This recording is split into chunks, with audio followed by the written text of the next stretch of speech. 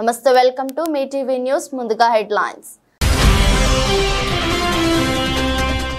వరుసగా మూడోసారి ప్రధానిగా ప్రమాణ స్వీకారం చేసిన నరేంద్ర మోదీ రాజ్యాంగాన్ని గౌరవిస్తూ నిర్ణయాలు తీసుకుంటామని వ్యాఖ్య.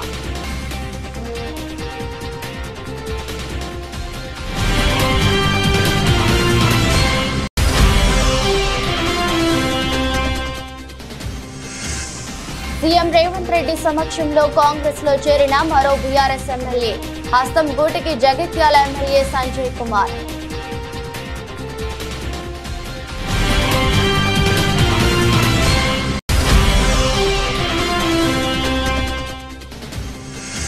పులివెందుల కాంట్రాక్టర్లకు మాజీ సీఎం జగన్ భరోసా, కోర్టుకు వెళ్లైనా బిల్లులు తెచ్చుకుందామని హామీ.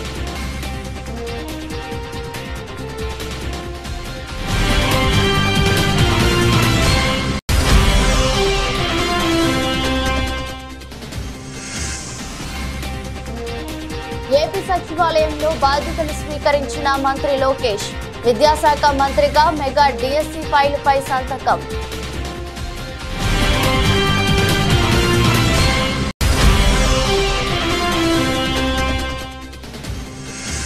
తెలంగాణ వ్యాప్తంగా జూనియర్ డాక్టర్ల నిరవధిక సమ్మె, ఎమర్జెన్సీ సేవలు మినహా మిగతా అన్ని రకాల విధులను బహిష్కరించిన జుడాల.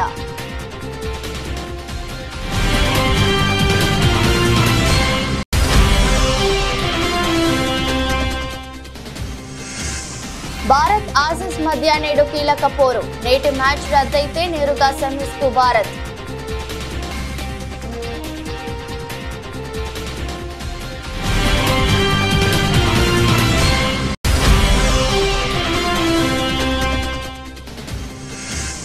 భారీ నష్టాలతో మొదలైన స్టాక్ మార్కెట్లు, ప్రధానంగా క్షీణించిన ఫార్మా, ప్రైవేటు బ్యాంక్, మెటల్ షేర్లు.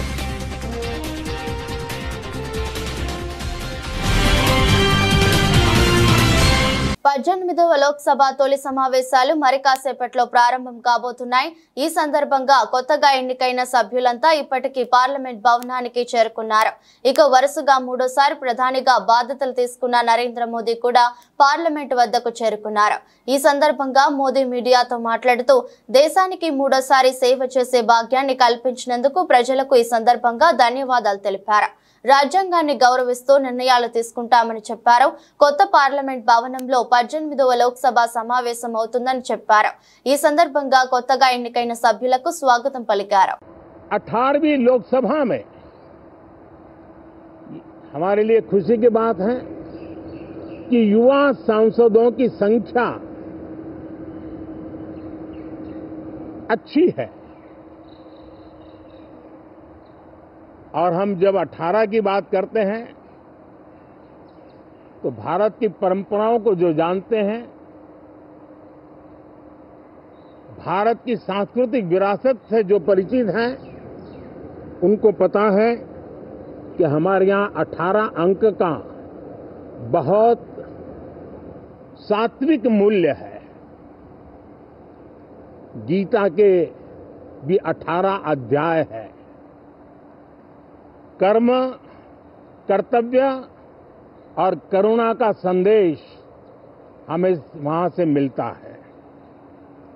हमारे यहाँ पुराणों और उपपुराणों की संख्या भी 18 है। 18 का मूलांक 9 है और 9 पूर्णता की गारंटी देता है। 9 पूर्णता का प्रतीक अंक है। 18 वर्ष की आयु में हमारे यहाँ मताधिकार मिलता है। 18वीं लोकसभा भारत के अमृतकाल की इस लोकसभा का गठन वो भी एक शुभ संकेत है। 18వ లోక్సభ సమావేశాలు ప్రారంభమయ్యాయి. కొత్త పార్లమెంట్ భవనంలో ఈ సమావేశాలు ప్రారంభమయ్యాయి. నూతనంగా ఎన్నికైన సభ్యులతో ప్రోటెం స్పీకర్ ప్రమాణం చేస్తున్నారు. ముందుగా వారణాసి నుంచి ఎంపీగా ఎన్నికైన ప్రధానమంత్రి నరేంద్ర మోదీ లోక్సభ సభ్యుడిగా ప్రమాణ స్వీకారం చేశారు. అనంతరం కొత్తగా ఎన్నికైన సభ్యులు ఒక్కొక్కరిగా ప్రమాణం చేస్తున్నారు. మొత్తం తొలి రోజు 280 మంది ఎంపీలు ప్రమాణం చేయనున్నారు. మిగిలిన వారితో మంగళవారం ప్రమాణ స్వీకారం చేస్తారు. అనంతరం స్పీకర్ ఎన్నికకు నామినేషన్ కార్యక్రమం ప్రారంభమవుతుంది. 26న స్పీకర్ ఎన్నిక పూర్తవుతుంది. मैं नरेंद्र दामोदर दास मोदी जो लोकसभा का सदस्य निर्वाचित हुआ हूं, ईश्वर की शपथ लेता हूं कि मैं विधि द्वारा स्थापित भारत के संविधान के प्रति सच्ची श्रद्धा और निष्ठा रखूंगा। मैं भारत की प्रभुता और अखंडता अक्षुण्ण रखूंगा तथा जिस पद को मैं ग्रहण करने वाला हूं उसके कर्तव्यों का श्रद्धापूर्वक निर्वहन करूंगा।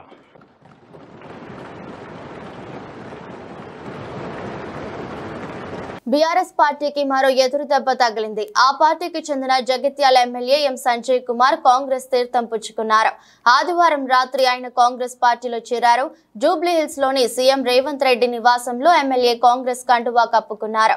సీఎం రేవంత్ రెడ్డి కండువా కప్పి పార్టీలోకి సాదరంగా ఆహ్వానించారు. ఈ కార్యక్రమంలో మంత్రి పొంగులేటి శ్రీనివాసరెడ్డి, బోధన ఎమ్మెల్యే సుదర్శన్ రెడ్డి, సీఎం సలహాదారులు వేం నరేందర్ రెడ్డి పాల్గొన్నారు. కాగా ఈ చేరికతో మొత్తం 5గురు బీఆర్ఎస్ ఎమ్మెల్యేలు కాంగ్రెస్ లో చేరినట్టయింది. ఇటీవలే మాజీ స్పీకర్ పోచారం శ్రీనివాస్ రెడ్డి హస్తం పార్టీలో చేరారు. అంతకంటే ముందు దానం నాగేందర్, కడియం శ్రీహరి, తెల్లం వెంకట్రావులు కాంగ్రెస్ తీర్థం పుచ్చుకున్నారు. కాగా జగిత్యాల ఎమ్మెల్యే సంజయ్ కుమార్ విషయానికి వస్తే 2018లో ఆయన తొలిసారి ఎమ్మెల్యేగా గెలిచారు. 2023 అసెంబ్లీ ఎన్నికల్లో రెండోసారి గెలిచారు. సీఎం పీసీసీ అధ్యక్షుడు రేవంత్ రెడ్డి ఆహ్వానం మేరకు కాంగ్రెస్ లో చేరినట్టుగా ప్రచారం జరుగుతోంది. మెగా డిఎస్సీకి ఆంధ్రప్రదేశ్ కేబినెట్ ఆమోదం తెలిపినట్లు సమాచారం. సోమవారం ఉదయం సీఎం చంద్రబాబు నేతృత్వంలో కేబినెట్ భేటీ ప్రారంభమైంది. ఈ సమావేశంలో ఎన్నికల సందర్భంగా ప్రజలకు ఇచ్చిన హామీల అమలుపై మంత్రులు చర్చిస్తున్నారు. ఈ క్రమంలోనే మెగా డిఎస్సీ నిర్వహణకు సంబంధించిన షెడ్యూల్ ను అధికారులు కేబినెట్ ముందుంచారు. దీనిపై సమగ్రంగా చర్చించిన కేబినెట్ మెగా డిఎస్సీకి ఆమోదం తెలిపింది. ప్రతిపాదిత షెడ్యూల్ ప్రకారం జూలై 1 నుంచి ప్రారంభమయ్యే ప్రక్రియ డిసెంబర్ 10 నాటికి ముగియనుంది. మెగా డిఎస్సీ కింద 16,347 పోస్టులను భర్తీ చేయనున్నట్లు అధికారులు తెలిపారు. దీంతో పాటు గత ప్రభుత్వం తీసుకొచ్చిన ల్యాండ్ టైటిలింగ్ చట్టం రద్దు, ఎన్నికల సందర్భంగా పింఛన్ పెంపు హామీ, అన్న క్యాంటీన్ల పునరుద్ధరణ తదితర హామీల అమలుకు మంత్రివర్గం ఆమోదం తెలిపినట్లు సమాచారం. కొత్తగా టెట్ నిర్వహణ, టెట్ లేకుండా డిఎస్సీ నిర్వహణ ప్రతిపాదనలపైన మంత్రులు చర్చించారు. ప్రస్తుతం 3,000గా ఉన్న పెన్షన్ ను 4,000కు పెంచేందుకు కేబినెట్ ఓకే చెప్పింది. పెంచిన పెన్షన్ ను జూలై 1 నుంచి లబ్ధిదారులకు ఇంటి వద్ద అందజేయాలని మంత్రులు నిర్ణయించారు. ఏప్రిల్ నెల నుంచే పెన్షన్ పెంపు అమలు చేయాలని, ఆ మొత్తాన్ని ఈ నెల పెన్షన్తో కలిపి ఇవ్వాలని మంత్రివర్గం నిర్ణయించింది.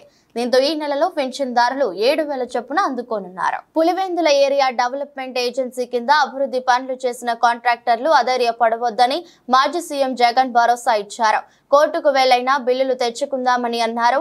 వైఎస్ఆర్ జిల్లా పులివెందుల పర్యటనలో ఉన్న ఆయనను Pulivendula municipal chairman Varaprasad, vice chairman Manohar Reddy, ఇతర కౌన్సిలర్లు కలిసి బిల్లుల అంశాన్ని ప్రస్తావించారు. నీరు, చెట్టు కింద పనిచేసిన టీడీపీ నాయకులకు 250 కోట్ల మేర బిల్లులను వైసీపీ ప్రభుత్వ హయాంలో చెల్లించినట్లు జగన్ గుర్తు చేశారు.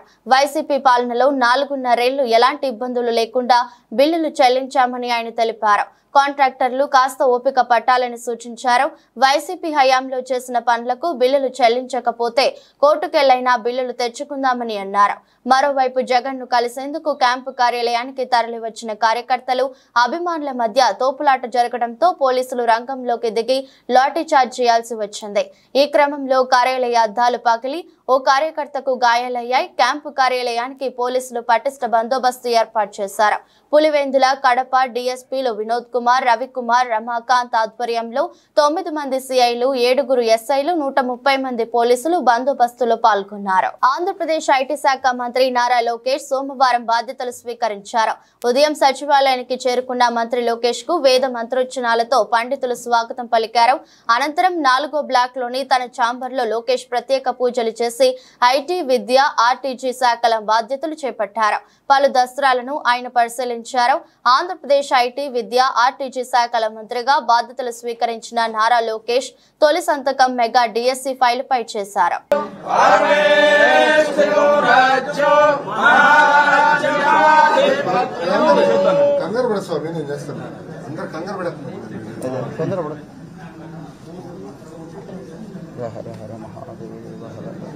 ఓం జాతవేద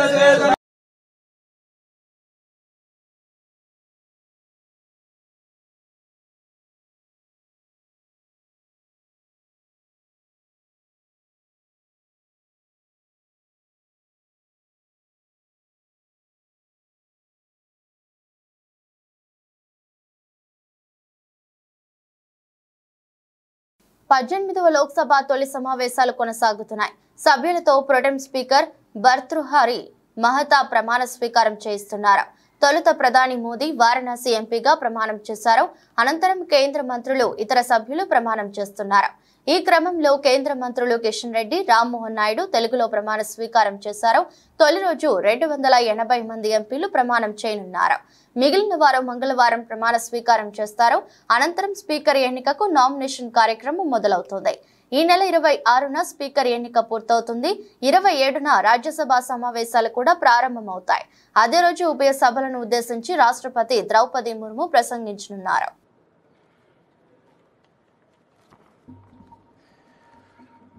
గంగాపురం కిషన్ రెడ్డి అను నేను లోక్సభ సభ్యునిగా ఎన్నుకోబడినందున చట్టరీత్యా నెలకొల్పబడిన భారత సంవిధానం పట్ల యథార్థమైనటువంటి భక్తి విశ్వాసములు కలిగి ఉంటానని, భారతదేశపు సర్వసత్తాక అధికారంను, అఖండతను సమర్థిస్తానని, నేను స్వీకరించబో కర్తవ్యంను శ్రద్ధాశక్తులతో నిర్వహిస్తానని దైవసాక్షిగా ప్రమాణం చేస్తున్నాను.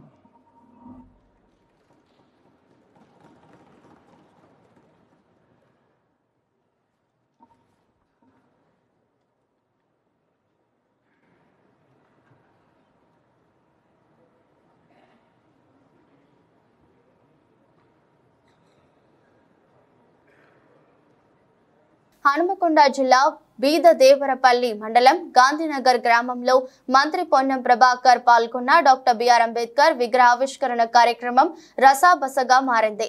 విగ్రహ ఆవిష్కరణ అనంతరం నిర్వహించిన సమావేశంలో బీఆర్ఎస్ పార్టీకి చెందిన హనుమకొండ జడ్పీ చైర్మన్ సుధీర్ కుమార్ రాష్ట్రంలో గత బీఆర్ఎస్ ప్రభుత్వ హయాంలో ఎస్సీ రెసిడెన్షియల్ పాఠశాలను పెంచామని, ఇప్పుడున్న కాంగ్రెస్ ప్రభుత్వం కూడా మరిన్ని రెసిడెన్షియల్ పాఠశాలను ఏర్పాటు చేయాలన్నారు.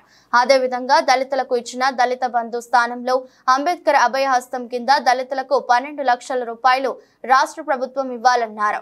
ఈ విషయాలపై మంత్రి పొన్నం ప్రభాకర్ ముఖ్యమంత్రితో మాట్లాడాలని అంటుండగానే మంత్రి పొన్నం ప్రభాకర్ కలగ చేసుకుని అంబేద్కర్ విగ్రహావిష్కరణ కార్యక్రమం రాజకీయ వేదిక కాదని, పార్టీల గురించి మాట్లాడవద్దని ఆగ్రహం వ్యక్తం చేశారు. జడ్పీ చైర్మన్ సుధీర్ కుమార్ దగ్గర నుండి మైక్ తీసుకుని పక్కకు ఇచ్చేశారు. అయినా తాను మాట్లాడతానని మైక్ ఇవ్వమని జడ్పీ చైర్మన్ సుధీర్ కుమార్ కోరడంతో అక్కడే ఉన్న కాంగ్రెస్ పార్టీ శ్రేణులు కాంగ్రెస్ పార్టీకి అనుకూలంగా నాదాలు చేశారు. దీంతో సమావేశంలో కాసేపు గందరగోళం చోటు చేసుకుంది. అనంతరం కాసేపటికి జడ్పీ చైర్మన్ సుధీర్ కుమార్ అక్కడి నుండి వెళ్లిపోయారు. దళితులకు అదేవిధంగా గిరిజన కుటుంబాలన్నిటికీ ఒక్కొక్క కుటుంబానికి 12 లక్షల రూపాయలు ఇవ్వాల్సిందిగా కోరుతా ఉన్నాను. ఈ సందర్భంగా మంత్రి గారు ఇక్కడనే ఉన్నారు. మరి అయితే ఇస్తారన్నటువంటి నమ్మకం ఉండదు. ఎందుకంటే మంత్రి గారు దీన్ని ఇస్తారు. ఇవాళ ఇది అంబేద్కర్ విగ్రహావిష్కరణ రాజకీయాలతో టీఆర్ఎస్ చేసి కాంగ్రెస్ చేసి దాంతో అనవసరం లేని ప్రాంతం వచ్చి మాటలు ఎవరైనా మాట్లాడేదా? ఎందుకు దాని గురించి మాట్లాడి మీరు అగౌరవపరుచుకుంటారు? రాజకీయాలు, ప్రభుత్వాలు, ఎన్నికలు, ఓట్ల అయినట్టు అంబేద్కర్ గారు గౌరవిద్దాం. దళిత సంఘాలకు ఏం చేద్దాం చెప్తాం. కానీ అవి ఖాళీగా ఉండదు.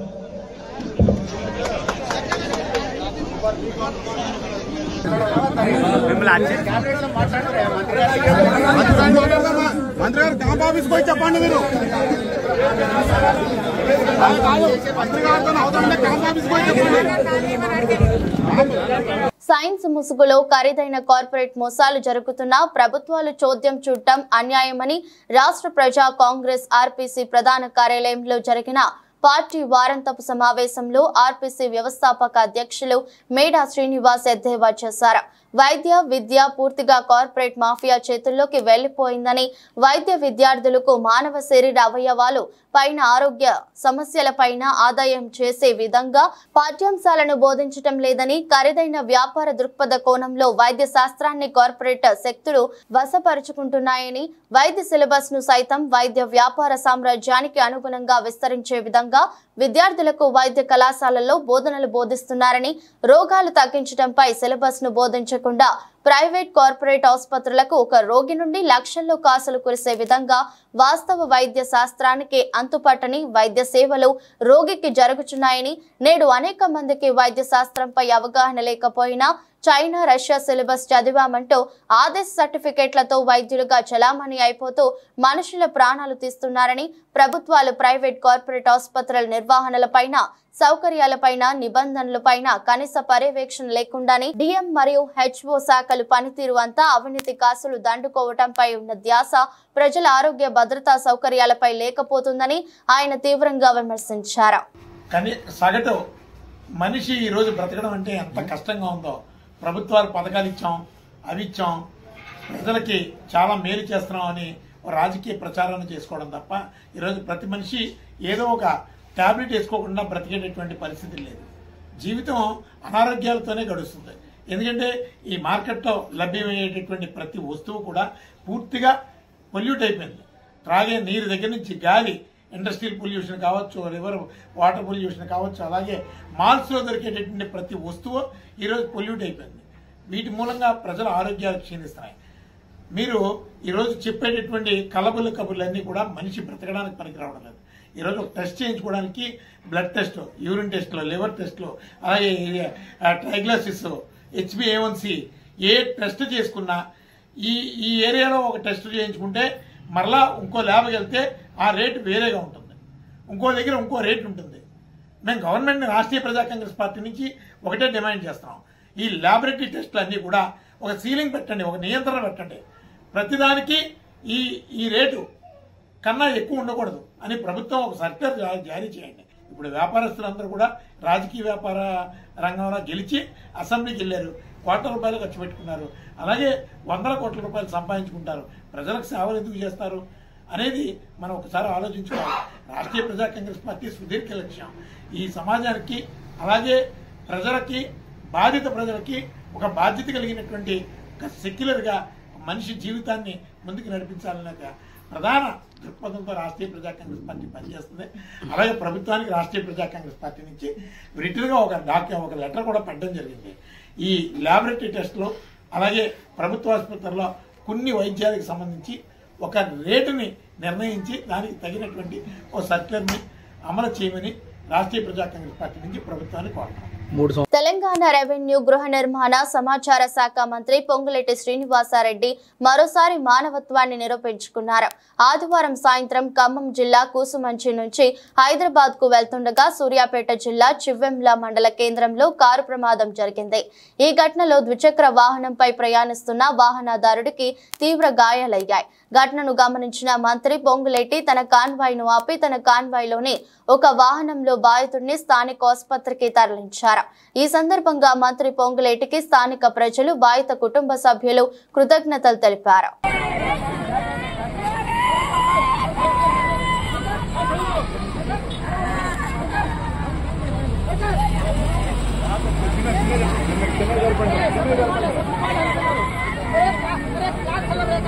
మంచి కూర్చోండి, మీరు కూడా కూర్చోండి. కూర్చోండి లోపల బాబు, ఒక కూర్చోండి. హాస్పిటల్ మెసేజ్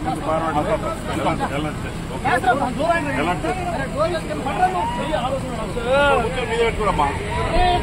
అరే అటు కూర్చోండా. రైట్ రైట్ తప్పకుండా తప్పకుండా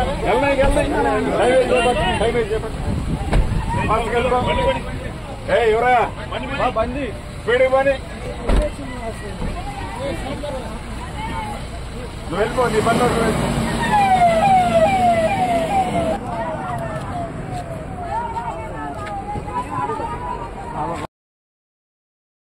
మెదక్ జిల్లా కౌడుపల్లి పోలీస్ స్టేషన్ పరిధిలో గృహ నిర్మాణానికి ఉపయోగించే సెంట్రింగ్ డబ్బా చోరీకి పాల్పడుతున్న 10 దొంగల ముఠాను అరెస్ట్ చేశారు కౌడిపల్లి పోలీసులు.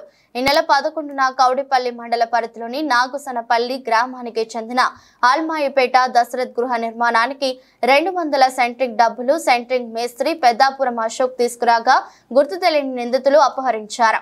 అందుకుగాను సెంట్రింగ్ మేస్త్రి అశోక్ కౌడిపల్లి పోలీసులకు ఫిర్యాదు చేయగా దర్యాప్తు చేపట్టిన పోలీసులు 2 ప్రత్యేక బృందాలుగా ఏర్పడి రాత్రిపూట తనిఖీలు నిర్వహించారు.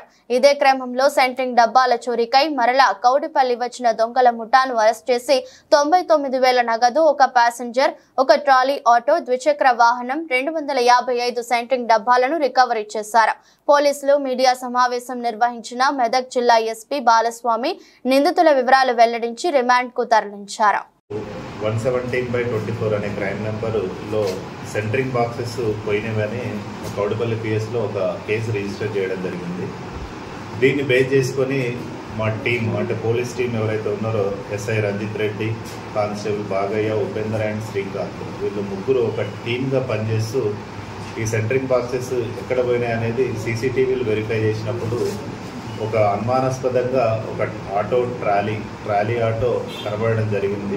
దాన్ని ట్రేస్ అవుట్ చేసుకుంటూ డిటెక్ట్ చేసినప్పుడు ఇది పల్పనూరు గ్రామం వద్ద అత్నూరా పోలీస్ స్టేషన్ లిమిట్స్లో ఒక గ్రామంలో అక్కడ డంప్ చేసి వెళ్ళిపోయినట్టుగా తెలిసింది. సో దాని తర్వాత క్లూస్ని బట్టి ఆటో ట్రాలీని నంబర్ని ట్రేస్ చేసి వాళ్ళ ఓనరు తర్వాత ఎవరైతే ఈ అఫెన్స్లకు పాల్పడ్డారో ఆ అఫెన్సెస్ను సంబంధించిన పర్సన్స్ని కూడా మొత్తము 10 మెంబర్స్ని అరెస్ట్ చేయడం జరిగింది. ఈ 10 మెంబర్స్ని ఇంట్రాగేషన్ చేసినప్పుడు వీళ్ళు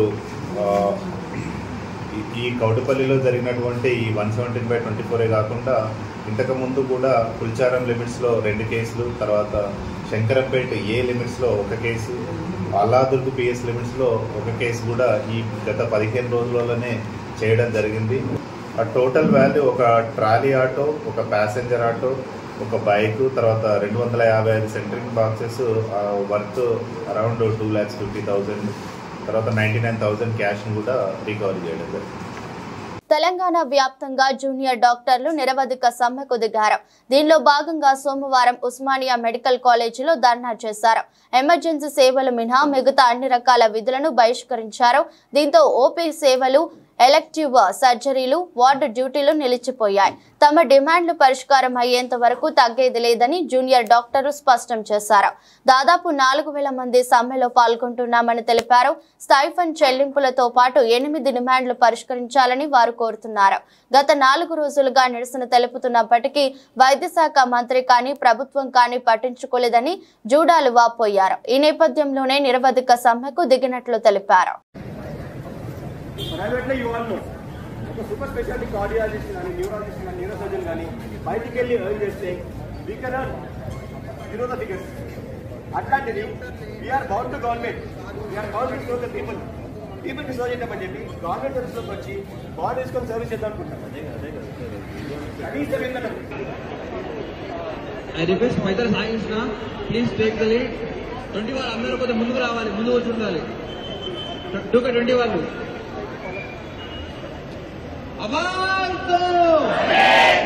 T20 వరల్డ్ కప్ 2024లో భారత్ నేడు అత్యంత కీలకమైన మ్యాచ్ ఆడనుంది. సెయింట్ లూసియాలోని డారెన్ సామి నేషనల్ క్రికెట్ స్టేడియం వేదికగా ఆస్ట్రేలియాతో తలపడనుంది. సూపర్ 8 దశలో ఇరు జట్లకు ఈ మ్యాచ్ అత్యంత కీలకమైంది. మొత్తం 5 విజయాలతో టీమిండియా మంచి దూకుడు మీద ఉంది. సూపర్ 8 దశలో ఆడిన 2 మ్యాచ్ల్లోనూ గెలిచిన సెమీస్ బెర్త్ ఇంకా అధికారికంగా ఖరారు కాలేదు. మరోవైపు ఆస్ట్రేలియా జట్టు అనూహ్య రీతిలో గత మ్యాచ్లో ఆఫ్ఘనిస్తాన్ చేతిలో ఓడిపోయింది. దీంతో ఆ జట్టు సెమీస్ అవకాశాలు సంక్లిష్టంగా మారాయి. దీంతో అటు ఆసీస్ ఇటు భారత్ జట్లకు నేటి మ్యాచ్ అత్యంత కీలకంగా మారింది. ఈ మ్యాచ్ ఫలితం ఒక సెమీస్ బెర్త్ ని ఖరారు చేయడం ఖాయంగా కనిపిస్తోంది. అయితే యాక్యువెదర్ రిపోర్టు ప్రకారం ఈ మ్యాచ్ కు వరుణుడు ఆటంకం కలిగించే అవకాశాలున్నాయి. మ్యాచ్ సమయంలో వాన పడే అవకాశం 40% ఉందని పేర్కొంది. భారత్ వర్సెస్ ఆస్ట్రేలియా మధ్య మ్యాచ్ వర్షం కారణంగా రద్దయితే సెమీస్ సమీకరణాలు ఆసక్తికరంగా మారతాయి. భారత్ మ్యాచ్ గెలిస్తే దర్జాగా సెమీస్ లోకి అడుగు పెడుతుంది. ఒకవేళ మ్యాచ్ రద్దయితే ఇరు జట్లకు చెరో పాయింట్ లభిస్తుంది. పర్యవసానంగా మొత్తం 5 పాయింట్లతో టీమిండియా సెమీస్ లో అధికారికంగా అడుగు పెడుతుంది. ఈ సమీకరణంలో ఆసీస్ ఖాతాలో 3 పాయింట్లు మాత్రమే ఉంటాయి. దేశీయ స్టాక్ మార్కెట్ సూచీలు వారంలో మొదటి రోజైన సోమవారం భారీ నష్టాలతో ప్రారంభమయ్యాయి. బెంచ్ మార్క్ సూచీలైన సెన్సెక్స్, నిఫ్టీలు సహా బ్యాంక్ నిఫ్టీ, నిఫ్టీ మిడ్ క్యాప్లు కూడా ప్రపంచ వ్యాప్తంగా నెలకొన్న ప్రతికూల ప్రభావంతో దిగువనకు పయనించాయి. ఈ క్రమంలో ఉదయం 9:40 సమయంలో సెన్సెక్స్ దాదాపు 400 పాయింట్లు పతనమై 76,885 వద్ద, నిఫ్టీ కూడా 103 పాయింట్లు తగ్గి 23,382 వద్ద ప్రారంభమయ్యాయి. మరోవైపు Nifty bank 473, Nifty mid cap 100 సూచీ 530 పాయింట్లు కోల్పోయింది. ఈ క్రమంలో ఫార్మా, ప్రైవేట్ బ్యాంక్, మెటర్ షేర్లు ప్రధానంగా క్షీణించాయి. మిడ్ క్యాప్, స్మాల్ క్యాప్ సూచీలు కూడా 0.5% మేర నష్టపోయాయి. ఈ నేపథ్యంలోనే ప్రస్తుతం IndusInd bank, Tata steel, Cipla, Adani ports, SBI bank కంపెనీల షేర్లు టాప్ 5 నష్టాల్లో ఉండగా Sun Pharma, ITC, TCS, Wipro, ICICI bank సంస్థల షేర్లు టాప్ 5 లాభాల్లో ఉన్నాయి. భారత స్టాక్ మార్కెట్లో జూన్ 21న విదేశీ సంస్థాగత ఇన్వెస్టర్లు 1,790.19 కోట్ల విలువైన షేర్లను విక్రయించగా, దేశీయ సంస్థాగత ఇన్వెస్టర్లు 1,237.21 కోట్ల విలువైన షేర్లను కొనుగోలు చేశారు. వార్తలు ముగించే ముందు మరోసారి హెడ్లైన్స్. వరుసగా 3వ ప్రధానిగా ప్రమాణ స్వీకారం చేసిన నరేంద్ర మోదీ రాజ్యాంగాన్ని గౌరవిస్తూ నిర్ణయాలు తీసుకుంటామని వ్యాఖ్య.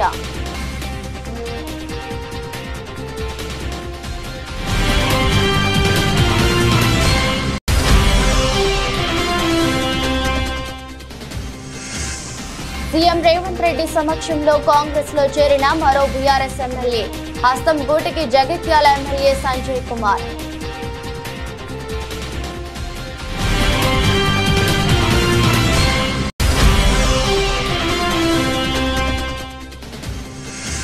పులివెందుల కాంట్రాక్టర్లకు మాజీ సీఎం జగన్ భరోసా, కోర్టుకు వెళ్లైనా బిల్లులు తెచ్చుకుందామని హామీ.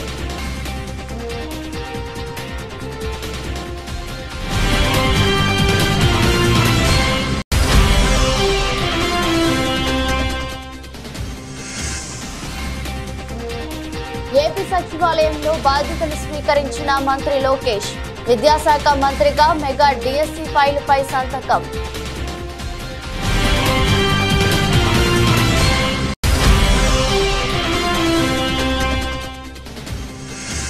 తెలంగాణ వ్యాప్తంగా జూనియర్ డాక్టర్ల నిరవధిక సమ్మె, ఎమర్జెన్సీ సేవలు మినహా మిగతా అన్ని రకాల విధులను బహిష్కరించిన జుడాల.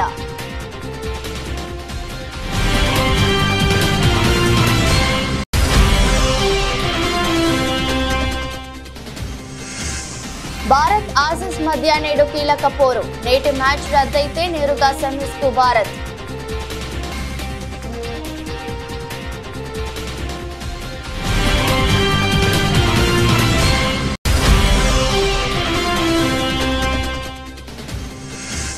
భారీ నష్టాలతో మొదలైన స్టాక్ మార్కెట్లు, ప్రధానంగా క్షీణించిన ఫార్మా, ప్రైవేట్ బ్యాంక్, మెటల్ షేర్లు.